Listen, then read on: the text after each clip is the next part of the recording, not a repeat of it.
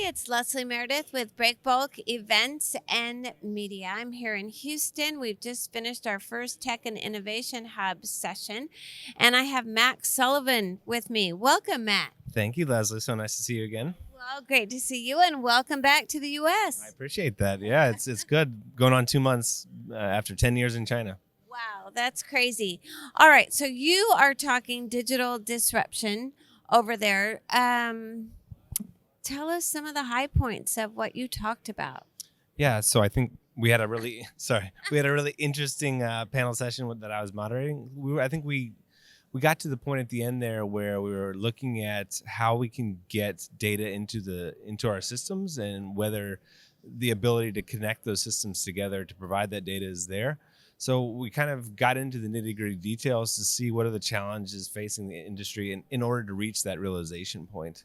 And my takeaway is we still have a long way to go. Really? Yeah, so I think... What are those challenges? What is that technological challenges or people challenges? I think we saw that the technology exists. I think it's more of a people problem. We're trying to change our organizations to be able to match that ability that technology has to disrupt our industry like it's disrupting our daily life, right? Right. Yes, of course. So can you give us an example of what disruption might look like in our industry?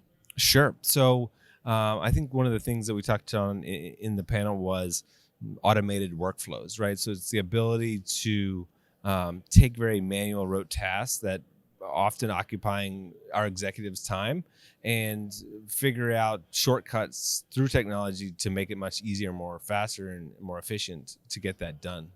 Who would not want to do that? Yeah, so I think everybody wants to do it. It's figuring out the right fit on how technology fits in with your organization, and yeah, it's getting all the pieces in place to kind of make that process flow work.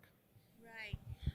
So if an organization wanted, that sounds like an easy win to me. That that's sort of a universal. Would have universal appeal to executives, certainly. What steps have to be taken to actually get that kind of technology assistance in place? Sure. So I think, one of the things we touched on is you have to have the culture in place at your organization. People have to be willing to change. And so that's step one, right? You have to have a culture within your organization that's ready to adopt new technologies.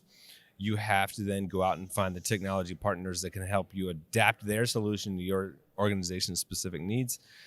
And then, I think you have to have a clear picture of what the ROI is to adopt that technology, right? You have to be able to pay for it in some ways because it's not necessarily cheap if you're looking. Certainly not free.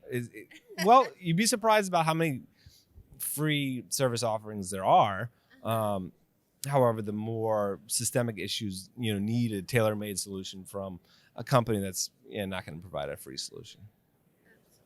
Okay. So lastly, what are you involved with these days? Yeah, so I am heading up digitalization projects for NNR Global Logistics, which is a medium to large size freight forwarder out of Japan. And I'm looking at ways that my company can leverage technology to create operational efficiencies. So very much tied in with this topic. Yeah, I was going to say, it sounds like a perfect fit. Yeah, absolutely. And I'm having a lot of fun. It's kind of my dream job. So it's going well. Well, good. That's great to hear. And thank you so much for sharing that with us. Thanks for having me.